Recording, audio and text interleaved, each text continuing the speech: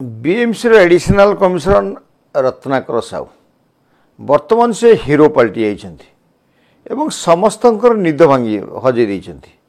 नवीन बाबू hospital रही बम्बई रे तांको निद हजै दैछन्ति। बिजु जनता दल अरुण साहू वगैरह एक कर्मी निद हजै दैछन्ति। मेयर सुलोचना दास एवं 40 कॉर्पोरेटर बिजु जनता दल तांको निद हजै दैछन्ति। भारतीय जनता पार्टी अपराजिता षडंगी स्किन सफा करुँच निद हरी जाइछि। बाबू सिंह सपक्षे बाहर केतेबेले कौन कहते निद हजी जाइछि। एवं जगा प्रधान ओडुआ तोड़ुआ प्रश्न कहीकि कथा को गुलेबार लगी। सबुठु बड़ चिंतार कथा बड़ आश्चर्यर कथा नवीन बाबू जी सुदूर मुंबई रे रही चिकित्साधीन अवस्था अच्छी तांकर एक्स हैंडल ट्वीट पर ट्वीट एवं जो अच्छी जो मैंने मृतक अच्छा पुरी से संपर्क मान संगे कथबार्ता ये पूरा चंचल कर सेठी से अनिद्रा अच्छा। तो ये भयंकर राजनीति चली आ पछर उद्देश्य कौन ए विषय जानापी देखु 13/6 मु विपिन दास नमस्कार। प्रिय दर्शक बंधु आमे आपन को Ratnakar Sahu OS senior additional commissioner माड़ खाई जो से पिटुले से सीन टाक देखु फुल वीडियो टाक शुणु।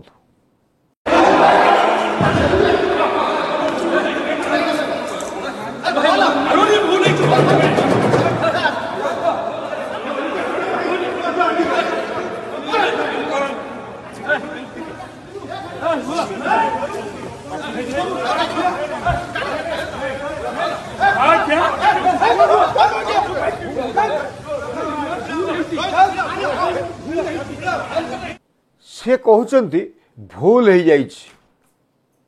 ये जो भूल हो जाइछि कौन से भूल करते जहाँपाई से माड़ खाऊंट एवं भूल मध्य मागुंट ए पॉइंट को ना सोशल मीडिया ना बीजेपी ना बिजु जनता दल ना साधारण लोक ए पर्यंत टच करिसेंती।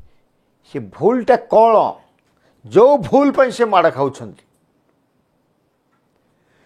एवं ये भूलटा हूँ गंडगोल हवा पूर्वर से पचारुंट जगा भाई किसी कथा होते कि अर्थात जगा भाई कौन कथा होते कि नहीं से पचारुंट ये नहीं तो सेमती कथा ही ना बड़ युक्तिसंगत कथाटे आज्ञा जगा भाई कौन कही था ना ता पूर्व महिला जन को से अपमानित करते बोली रत्नाकर साहू तांको नारे एतला बुझीपार तो भूलटा कौटी जगा प्रधान भारतीय जनता पार्टी नेता से कही नाहंती हे तो फोन करी किसी बुझी था गंडगोलटा हो ना ये आम भावुँ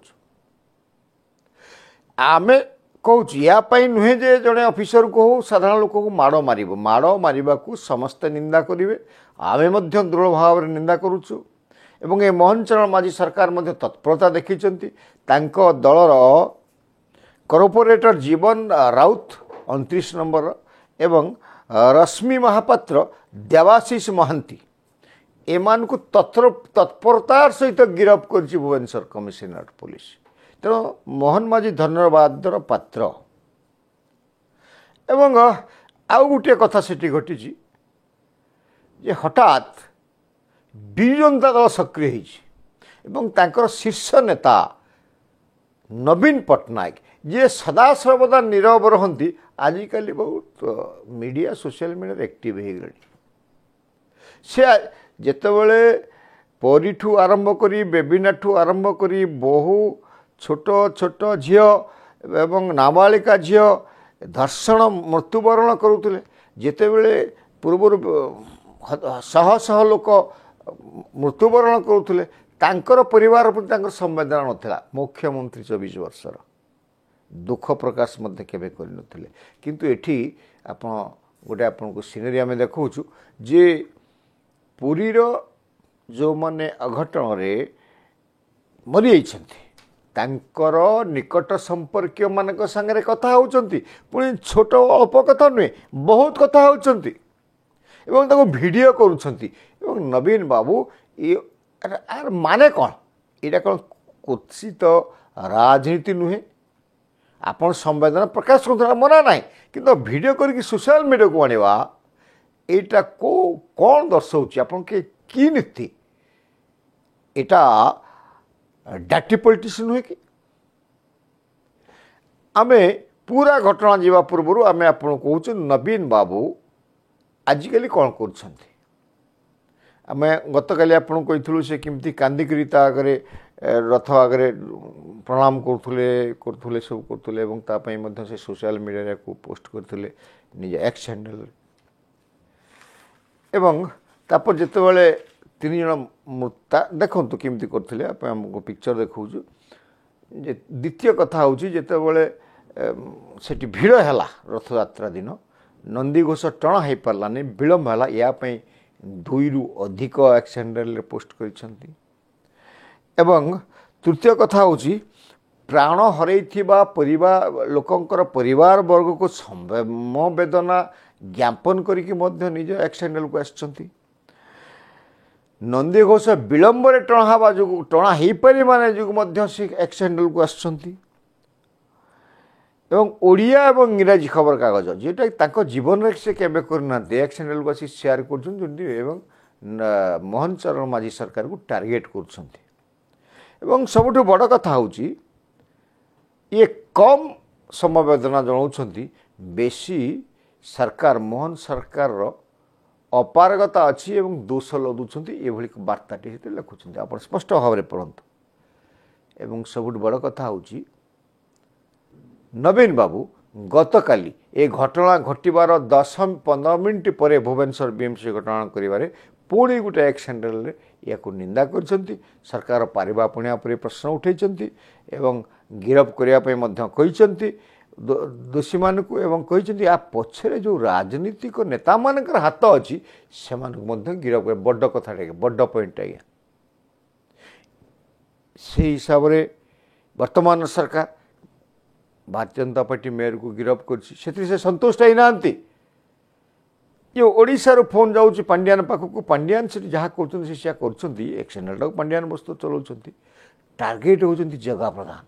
এই ଜଗା ପ୍ରଧାନକୁ ଗିରଫ କରାଯାଉ, ଏଭଳି ବାର୍ତ୍ତାଟେ ବର୍ତ୍ତମାନ ନବୀନ ବାବୁ ସେଠୁ ଇଙ୍ଗିତ କଲେ। ଏଠି କ'ଣ ହେଲା ଦେଖନ୍ତୁ ଆଜ୍ଞା, ଘଟଣା ହେଉଛି କିଛି ଦୁର୍ବୃତ୍ତ, ସେ ଯେଉଁ ଜନତା ଦଳ ହେଉ ବିଜୁ ଜନତା ଦଳ, ଜଣେ କାର୍ଯ୍ୟରତ ସିନିୟର ଅଫିସରଙ୍କୁ ଆଡ଼ିସନାଲ କମିଶନରକୁ ଯାଇକି ପିଟିଛନ୍ତି। ପିଟିବାର ଦୃଶ୍ୟ ମଧ୍ୟ ଆପଣ ଦେଖନ୍ତୁ, ଅମାନୁଷିକ ଭାବରେ ପିଟିଛନ୍ତି। ଏବଂ ଏ ପିଟିବାରେ ଏଇଟା ତାଙ୍କର ତ ଭୁଲ ରହିଛି, ତ୍ରୁଟି ତ ରହିଛି, ଅକ୍ଷମଣୀୟ ଅପରାଧ କରିଛନ୍ତି। ତ ବର୍ତ୍ତମାନ 3ଟି ସଂସ୍ଥା ଭିତରକୁ ଆସିବେ। ସର୍ବପ୍ରଥମେ ଅପରାଧୀ, ଦ୍ୱିତୀୟରେ ବିଏମ୍ସି, ତୃତୀୟରେ ପୋଲିସ। ବିଏମ୍ସିର କାର୍ଯ୍ୟକର୍ତ୍ତା କର୍ମଚାରୀମାନେ କଲମ ଛାଳ କରିଦେଲେ, ରାସ୍ତାରେ ବସିଗଲେ ଏବଂ ଆକସ୍ମିକ ଭାବରେ ବିଜୁ ଜନତା ଦଳ 40 କର୍ପୋରେଟର ମଧ୍ୟ ସେଠି ବସିଗଲେ ଧାରଣାରେ। ଏବଂ ଯିଏକି ଭୁବନେଶ୍ୱର ପ୍ରଥମ ନାଗରିକ ମେୟର ସୁଲୋଚନା ଦାସ, ସିଏ ବି ଧାରଣାରେ ବସିଗଲେ। ଜଣାଗଲା ସିଏ ମେୟର ନୁହନ୍ତି, ସିଏ ଭୁବନେଶ୍ୱରରେ ସିଏ ହେଉଛି ବିଜୁ ଜନତା ଦଳର ମେୟର। ଏ କଥାଟାକୁ ସମାଧାନ କରିବା ଲୋକଟା ଧାରଣାରେ ବସୁଛି। ଏ କ୍ୟାସେଟ୍ ନେଇକି କେସ୍ କରିବା ପାଇଁ ସବୁ ଉପଯୁକ୍ତ ବ୍ୟବସ୍ଥା କରିବା ଲୋକଟା ଧାରଣାରେ ବସୁଛି। ଏ କ'ଣ ପ୍ରମାଣିତ କରୁଛି? ଏବଂ ପୋଲିସ ଯେତେବେଳେ ତାକୁ ଉଠେଇ ନେଉଛି, ଏ ଅରୁଣ ସାହୁ, ଅଶୋକ ପଣ୍ଡା ଆଉ ଏମିତି ଯେଉଁ କେତେ 5 ଜଣ ନେତା ମଧ୍ୟ ଥାନାରେ ପହଞ୍ଚି ହେଉଛନ୍ତି। तुम भी तुम्हारा हम नहीं छोड़ेंगे, किसी को नहीं छोड़ेंगे, अरुण बाबू का जो डायलॉग है ना, आईन श्रृंखला विपर्यस्त होती किसी ना कि बापरे विजु जनता दल जमी आम छाड़बूनि फटेदेबू। कौनटा फटेदेव बाबू? बेबिना केस्रे अरुण साहू गिरफ होते जो आप नेता कहते जे राजनेता मानू गिरफ कर जो मैंने पछरे अच्छा सबू नेता, अधिकांश नेता बबी दास आरंभ कर प्रीतिरंजन घड़े, ढोलकिया, समस्ते ଆପଣମାନଙ୍କର ଲିଷ୍ଟ ଯଦି ଦିଆଯିବ ଅତନୁ ସବ୍ୟସାଚୀ ନାୟକ କାହା ପଛରେ ଅଭିଯୋଗ ନଥିଲା, କେତେ ରେପ୍ ଆଣ୍ଡ ମର୍ଡର କେସ୍ରେ ଆପଣମାନଙ୍କର ସମ୍ପର୍କ ନଥିଲା, ଏତଲା ଦିଆଯାଇଥିଲା। ଏ ପୁଲିସକୁ ପ୍ରେସରାଇଜ୍ କରିକି ଆପଣମାନେ ଗିରଫ ହେଇଥିଲେ ନା ବାଦ କରିଦିଆଯାଇଥିଲା। ଲଜ୍ଜା ଲାଗୁନି? ଚାଲୁଣି କହୁଛି ଛୁଞ୍ଚିକି ତ ଡ୍ରେସ୍ରେ ଗୋଟିଏ କଣା, ତ ଏ ଶୈତାନର ବେଦପାଠ। ଏବଂ ଆଉ ଗୋଟେ କଥା ଆପଣମାନେ ପ୍ରିୟ ଦର୍ଶକ ବନ୍ଧୁ ଆପଣମାନଙ୍କୁ ଆମେ ଅବଗତ କରେଇବୁ ଯେ ବିଜୁ ଜନତା ଦଳଟି ବାର୍ତ୍ତା କ'ଣ ଦେବାକୁ ଚାହୁଁଛି ଯେ ମାଡ଼ଟାକୁ ବିରୋଧ କରୁଛି। ତ ଏ ମାଡ଼ ତତ୍ତ୍ୱର ପ୍ରଚାରକ ପ୍ରବଚକ କିଏ ପ୍ରବର୍ତ୍ତନ କରିଥିଲା? ଆପଣମାନଙ୍କର ମନେ ଥିବ ୟାକୁ ପ୍ରବର୍ତ୍ତନ କରେଇଥିଲେ ବିଜୁ ଜନତା ଦଳ, ତତ୍କାଳୀନ ଜନତା ଦଳର ମୁଖ୍ୟମନ୍ତ୍ରୀ, ଯାହା ନାଁରେ ବିଜୁ ଜନତା ଦଳ ହେଇଛି ବିଜେଡ଼ି, ସେ ହେଉଛନ୍ତି ବିଜୁ ପଟ୍ଟନାୟକ ସ୍ୱର୍ଗତ। ସେ କହିଥିଲେ ଅଫିସରମାନେ କଥା ମାନେ ତାଙ୍କୁ ବାଡ଼ାଅ। ମନେ ଅଛି ତ?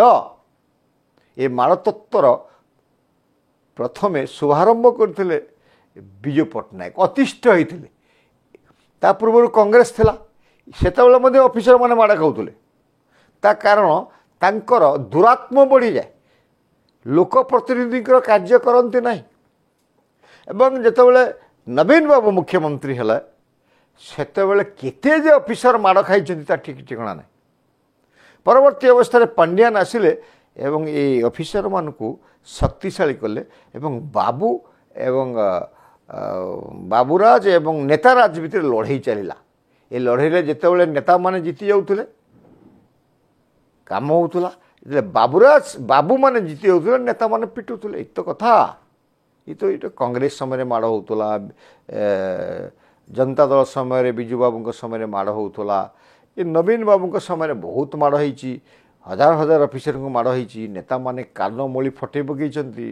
ସେତେବେଳେ ନବୀନ ବାବୁ, ଏଇ ଯେଉଁ ଆସିଛନ୍ତି ଅରୁଣ ବାବୁ, ଏଇ ପାଣ୍ଡିଆନ ବାବୁ ସେଠି ବସିଛନ୍ତି, ଇଏ କ'ଣ ଚୁପ୍ ହେଇଥିଲେ?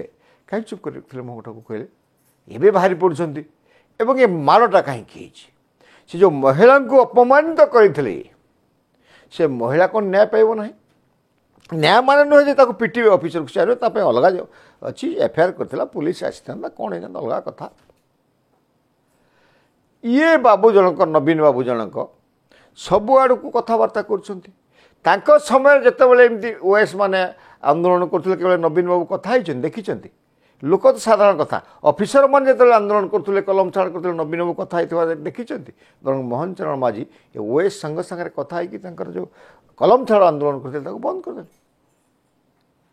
ତ ଏଇ ଯେଉଁ ବ୍ୟବସ୍ଥା ଚାଲିଛି, ଏ ବ୍ୟବସ୍ଥା ଭିତରେ ଭାରତୀୟ ଜନତା ପାର୍ଟିର ଯେ ଗୋଟେ ଗୋଷ୍ଠୀ ଭିତରେ କନ୍ଦଳ ଚାଲିଛି ଏବଂ ସମସ୍ତ ଭିତରେ ସୁସମ୍ପର୍କ ନାହିଁ, ସେଇଟା ମଧ୍ୟ ଜଣାପଡ଼ୁଛି। ଏଇ ଯେଉଁ ଗିରଫ ହୋଇଥିବା 3 ଜଣ ବ୍ୟକ୍ତି, ଏମାନେ ଜଗା ପ୍ରଧାନ ଏବଂ ଅପରାଜିତା ଷଡ଼ଙ୍ଗୀଙ୍କର ସ୍ତାବକ ଏବଂ ସେ 2 ଜଣ ତାକୁ ଆଡ଼ମିଟ୍ କରୁଛନ୍ତି। ଅପରାଜିତା କିନ୍ତୁ ସବୁ ମୋଳି ଝାଡ଼ି ଦେଉଛନ୍ତି ଦେହରୁ, ଟିକିଏ ଲଗେଇବେନି। ବ୍ରାହ୍ମଣ ଲୋକ ତ, ତେଣୁ ଟିକେ ପରିଷ୍କାର ପରିଚ୍ଛନ୍ନ ହେଇକି ସାଇବାବାଙ୍କ ପାଖକୁ ଯାଇକି ପୂଜା କରିବାକୁ ଯିବେ, ଯାହା ପାଇଁ ଭୁବନେଶ୍ୱର ବିଜେପିରେ ତାଙ୍କର ଲୋକପ୍ରିୟତା ହ୍ରାସ ପାଇଲାଣି। ତ ଏଇ ସ୍ଥିତିରେ ଅପରାଜିତା ଷଡ଼ଙ୍ଗୀ ଛାଡ଼ି ଦେଇକି ପଳାଇଛନ୍ତି, ରାଜନୀତି ପୁରା ରାଜନୀତି କରୁଛନ୍ତି ଯେ ଆଇନ ତା ବାଟରେ ଯାଉ, ଏ ଗିରଫ ହେଉ, ଦ୍ରୋହ ନିନ୍ଦା କରୁଛୁ, ସେ ଯିଏ ହେଉନା କାହିଁକି। ବଡ଼ ବଡ଼ କଥାରେ ବୋପା ବାବୁ ସିଂ ପ୍ରକୃତ ତଥ୍ୟଟା କହିଛନ୍ତି। ଏ ଭୁଲ କ'ଣ ସେ ଅଫିସର ଭୁଲ କରିଥିଲେ ଯେ ମାଡ଼ ଖାଇଲେ? ଏବଂ ଯେଉଁଟା ଆମେ ଆପଣଙ୍କୁ କହିଲୁ, ଇଏ କ'ଣ କହୁଛନ୍ତି କେତେବେଳେ ଜଗା ପ୍ରଧାନ ଯେ ମୁଁ ପରେ କହିବି, ମୋ ପ୍ରତି କ'ଣ ହେଇଛି ନାହିଁ, ଏଟାକୁ ବର୍ତ୍ତମାନ ରଖନ୍ତୁ, ସ୍ଥଗିତ ରଖନ୍ତୁ। ଏଇସବୁ କଥା ଦ୍ୱାରା କାହିଁକି କେଉଁଠି ନା କେଉଁଠି ଜଣାପଡ଼ୁଛି ଯେ ଜଗା ପ୍ରଧାନଙ୍କ ନିର୍ଦ୍ଦେଶ କେଉଁଠି ନା କେଉଁଠି ଟିକେ ଅଛି। ତେଣୁ ପୂର୍ବରୁ ରହୁଥିଲା ଅରୁଣ ସାହୁ ରଖିଥିଲେ, ସମସ୍ତେ ତ ରଖିଲେ, ବବି ଦାସ ରଖୁଥିଲେ, ସେମାନଙ୍କୁ ଖଲାସ କରାଯାଉଥିଲା। ଇଏ ବି ଖଲାସ ହୋଇଯାଆନ୍ତୁ, କିଛି ଅସୁବିଧା ନାହିଁ, କାରଣ ସେତେବେଳେ ସେ ରେପ୍ ଆଣ୍ଡ ମର୍ଡର ସମ୍ପୃକ୍ତ ଥିଲେ। ଏଠି ନ୍ୟାୟ କରିବା ପାଇଁ ଜଗା ପ୍ରଧାନ ସମ୍ପୃକ୍ତି ଅଛି। ଏ ଅଫିସରମାନେ କାହା କଥା କେହି ମାନୁନାହାନ୍ତି। ଏବେ ବି ପାଣ୍ଡିଆନ ଯୁଗ ପ୍ରଚଳନ ଅଛି ଏବଂ ବିଭିନ୍ନ କାର୍ଯ୍ୟାଳୟରେ, ଜିଲ୍ଲାପାଳ କାର୍ଯ୍ୟାଳୟ ହେଉ, ବିଡ଼ିଓଙ୍କ କାର୍ଯ୍ୟାଳୟ ହେଉ, କମିଶନର କାର୍ଯ୍ୟାଳୟ ହେଉ, ଏ ଅଫିସରମାନେ ନିଜକୁ ଏବେ ବି ଭାବୁଛନ୍ତି ସେମାନେ ବାବୁରାଜ ଚାଲିଛି ଏବଂ ତାଙ୍କ କଥା ହିଁ ରହିବ।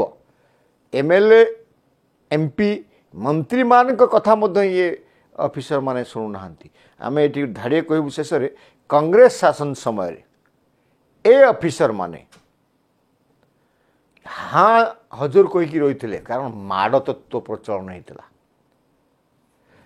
ବିଜୁ ବାବୁଙ୍କ ସେମାନେ ମାନିଲେନି, କହିଲେ ମାଡ଼ ତତ୍ତ୍ୱ ପୁନଃ ପ୍ରଚଳନ କରାଯାଉ।